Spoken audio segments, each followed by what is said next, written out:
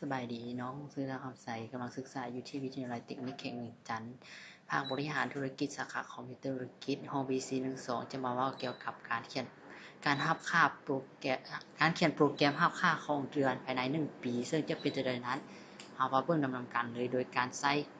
โปรแกรม TurboShip++ เปิดโปรแกรมมาจะเป็นหน้าต่างแบบนี้เนาะนี่คือโค้ดที่เราเขียนขึ้นมาการหับค่าต่างๆถ้าเราอยากรู้ว่าเราเขียนโค้ดนี้ถูกบ่หรือว่าบ่ถูกเราก็ไปคอมไพล์เบิ่งว่าโค้ดของเราสิถูกบ่มาคอมไพล์เบิ่งถ้าว่าเป็น Braming นี่เป็น00 error 00แสดงว่าการเขียนโค้ดของเราแสดงว่าถูกต้องแล้วแต่ว่าเราจะรู้ว่ามันโกงการเราหับค่าตัวเลขของเดือนท่านบ่เอาว่าเนี่ยไปรันเบิ่งโดยการเข้ารันเบิ่งมันจะออกหน้าต่างเป็นจังซี่เนาะมันจะออกว่าโปรแกรม show month แล้วก็ input month ถ้าเราทดลองหับค่าของเดือนถ้าเท่าค่าเลข1แล้วกด enter เบิ่งว่ามันจะเท่ากับตรงกับ January เดือน1บ่ถ้ามันออกว่า is January แสดงว่าตรงกันกับเดือนหับค่าของตัวเลขเดือน1เนาะรันเบิ่งอีกหับค่าตัวเลข2 enter เบิ่งเท่ากับ February แม่นเอาแสดงว่าโอเคหับค่าตัวเลขที่3มันจะออกเป็น March ให้เอาบ่นี่แสดงว่ามันออกเป็น March แสดงว่าเขียนโค้ดตัวนี้ถูกแล้วนี่เป็น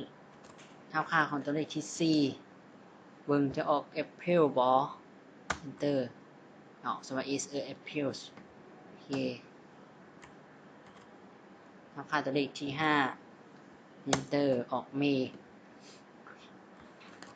ค่าตัวที่6จะออกเป็น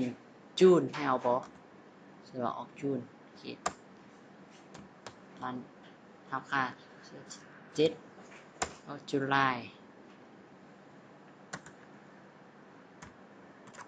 หับค่าตัวเลขที่8เท่ากับออกัสบ่เตอเบิ่งแสดงว่า isออกัสแต่ว่าถูกต้องหับค่าเลขที่9มันออกจนได้ออก September โอเคแสดงว่าถูกหับค่าที่10มันจะออก October หรือบ่ลองไป enter เบิ่งเนาะออก October หับค่าที่11จะออก November บ่เบิ่งจะออก November เนาะหับค่าเลขที่12จะออก December หรือบ่ enter เบิ่งแสดงว่าทุกๆค่าที่เราหับมาจะออกเป็นกงกันหมดเนาะแสดงว่าเราเขียนโค้ดนี้ถูกต้องแล้วก็คือว่าเป็นการจบการเขียนโปรแกรมถ้าว่าผิดพลาดประการใดก็ขอโทษขออภัยเนาะหรือว่าบ่ครบถ้วนปานใดก็ขอโทษแต่ว่านี่เป็นการจบโปรแกรมเนาะโดยที่เราการปิดโปรแกรมออกโดยการเข้าไฟล์แล้วก็คลิกแล้วก็เอาว่าเขาต้องการถามว่าเซฟบอหรือบ่เซฟเราจะทำการเซฟโดยการกด yes ถือว่าเราออกจากโปรแกรมเป็นการสำเร็จจะเป็นหน้าตาตัวนี้เนาะเพราะว่าเราสำเร็จในการ